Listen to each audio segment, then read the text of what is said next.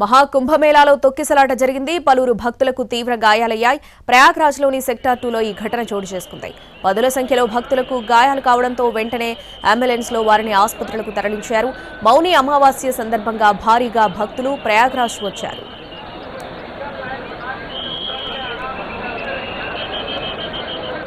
మహాకుంభమేళాలో తొక్కిసలాట జరిగింది. పలువురు భక్తులకు తీవ్ర గాయాలయ్యాయి.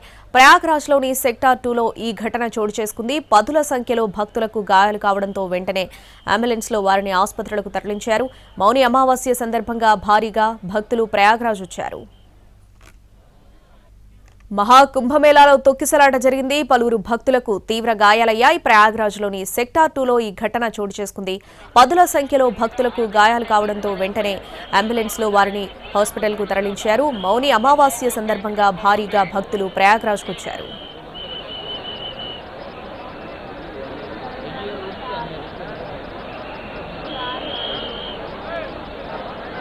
మహాకుంభమేళాలో తొక్కిసలాట జరిగింది. పలువురు భక్తులకు తీవ్ర గాయాలయ్యాయి. ప్రయాగ్రాజ్లోని సెక్టార్ 2లో ఈ ఘటన చోటు చేసుకుంది.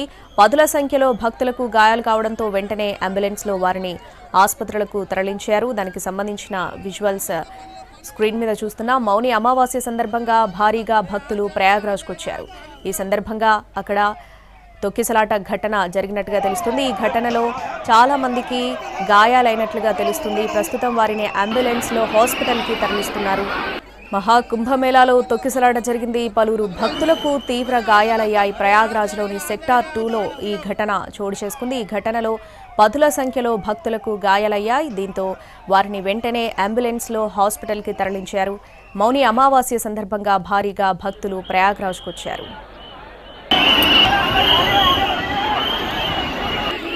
మహాకుంభమేళాలో తొక్కిసలాట జరిగింది. ఈ తొక్కిసలాటలో పలువురు భక్తులకు తీవ్ర గాయాలయ్యాయి. దీనికి సంబంధించిన పూర్తి అప్డేట్స్ మా ప్రతినిధి రాజు ఫోన్ ద్వారా అందిస్తారు. రాజు, ఎంతో పవిత్రంగా పవిత్ర స్నానాలను ఆచరించేందుకు ప్రయాగ్రాజ్ కు భారీగా భక్తులు తరలి వస్తున్నారు. అయితే ఇప్పుడు జరుగుతున్నటువంటి ఈ మహాకుంభమేళాలో ఈ రోజు మాత్రం ఒక ప్రత్యేకత ఉంది అని చెప్పి ఇప్పటికే పెద్ద ఎత్తున ప్రచారం జరిగింది. అంతేకాదు పండితులు ఇతరులు సైతం ఈ విషయాన్ని స్పష్టం చేశారు. దాంతో ఈ రోజు ఎక్కువ మంది, అంటే దాదాపు 10 లక్షలకు పైగా ఈ రోజు స్నానాలు ఆచరిస్తారని చెప్పి లెక్కలు కూడా వేసినటువంటి పరిస్థితి కనిపించింది. దానికి అనుగుణంగా పెద్ద ఎత్తున ఏర్పాట్లు కూడా జరుగుతున్నాయి.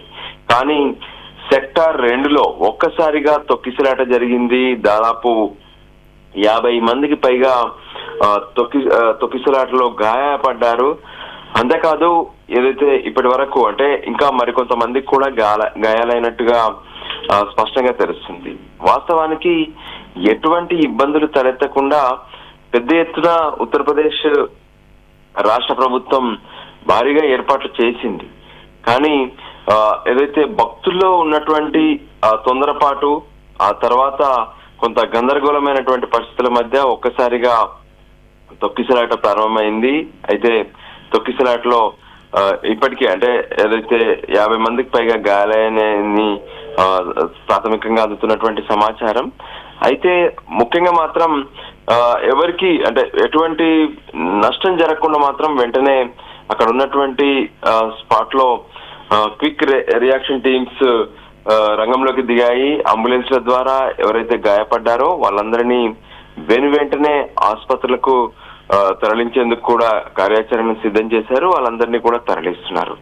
వాస్తవానికి అంటే ఇప్పటి వరకు ఈ మహాకుంభమేళా ప్రారంభమైన నాటి నుంచి ప్రతిరోజు లక్షలాది మంది భక్తులు ఏ విధంగానైతే ప్రయాగ్రాజ్ కు రావడం, త్రివేణి సంగమంలో పుణ్య స్నానాలను ఆచరించడం జరుగుతూనే ఉంది. అయితే చిన్న చిన్న ఘటనలు తప్ప ఎటువంటి ఇబ్బందికరమైనటువంటి ఘటనలు జరగలేదు.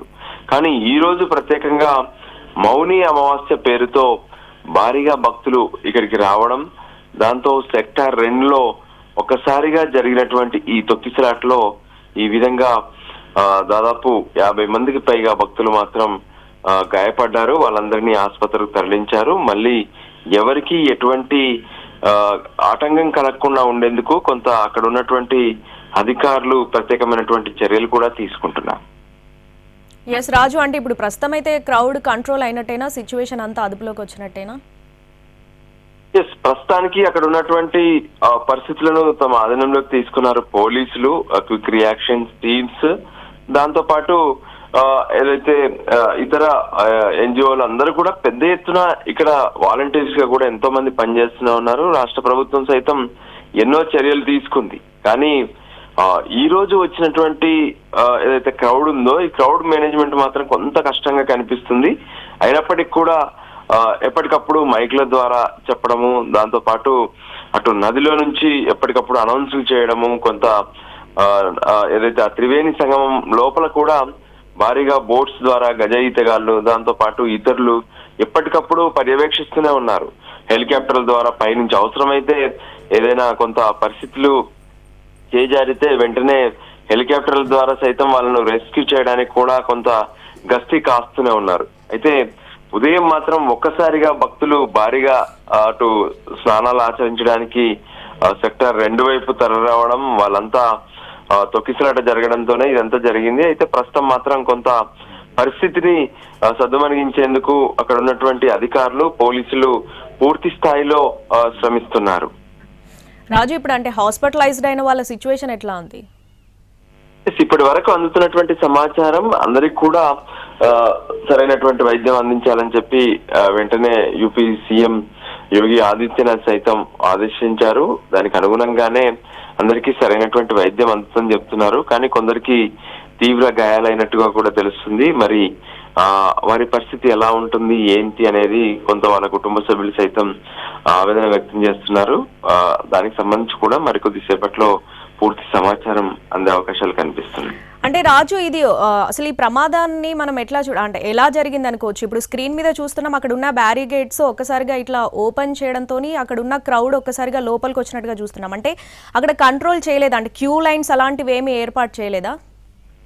ఎస్, ప్రతి తొక్కిసలాటకు కూడా కారణం ఒకటే కనిపిస్తుంది. మనం ఈ మధ్య కాలంలో జరిగినటువంటి తొక్కిసలాటలు కావచ్చు, గతంలో జరిగినటువంటి తొక్కిసలాటలు కావచ్చు, ఎక్కడైతే వెయిటింగ్ చేపిస్తారో అంటే వాళ్ళందరినీ హోల్డ్ చేస్తారు.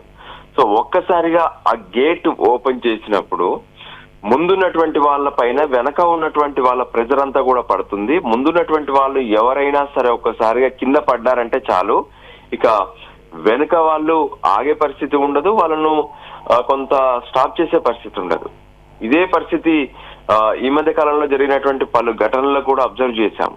సో అదే పరిస్థితి ఈ రోజు కూడా జరిగింది. ఎక్కడైతే అందరినీ హోల్డ్ చేయడం, అందరినీ నిలిపివేయడం, ఆ గేట్స్ తీయగానే ఒక్కసారిగా వాళ్ళందరూ తోసుకురావడం, ఆ క్రమంలోనే ఒకరిపై ఒకరు పడిపోవడం అనేది కామన్ గా కనిపిస్తున్నటువంటి పరిస్థితి. అయితే ఈ హోల్డ్ చేసేటటువంటి విధానంలో సరైనటువంటి జాగ్రత్తలు పాటించకపోవడమే. అంటే అక్కడ కొంత పోలీసులు ఉండాలి, పైగా హోల్డ్ చేస్తున్నటువంటి క్రమంలో వెనక ఆ ఒత్తిడి జరగకుండా మాత్రం జాగ్రత్తలు తీసుకోవాల్సిన అవసరం ఉంది.